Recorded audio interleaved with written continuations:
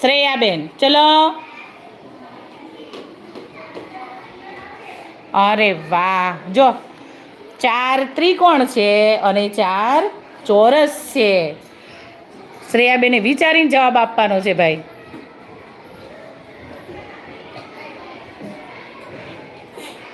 નહીં, ત્રિકોણ એટલે એકમ અને ચોરસ એટલે 10 10. તો કઈ સંખ્યા બનશે? આ તો કોણ બનેગા કરોડપતિ જેવી રમત છે. 4 એકમ છે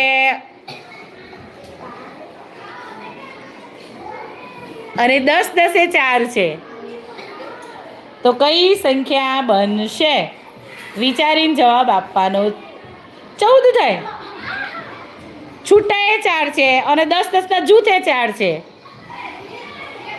જેને આવડે ને આપણે હાથ ઊંચે કરવાનો. બધાએ સાચો જવાબ આપ્યો છે. તારે સાચો જવાબ આપવાનો છે. 4 ત્રિકોણ છે અને 4 ચોરસ છે. બે સરખા છે. 4 10 છે અને 4 એકમ છે. વિચાર જલ્દી, આવડે એવું છે. 10 10 4 છે અને છૂટા એ 4 છે.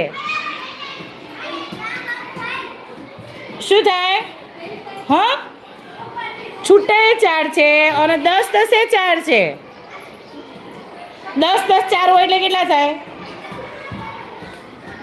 10 10 4 હોય તો કેટલા થાય? 10 10 ની નોટ 4 હોય તો કેટલા રૂપિયા થાય?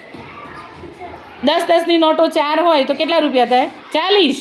અને 4 રૂપિયા છૂટા તો બધા થઈને કેટલા થાય? 44. તો આ સંખ્યા કઈ છે? 44. થોડીક વાર રહીને આપ્યો પણ સાચો જવાબ આપ્યો. શ્રેયાબેન માટે ક્લેપ કરી દો. ચલો, કંજરી વગાડો ભાઈ, જલ્દી.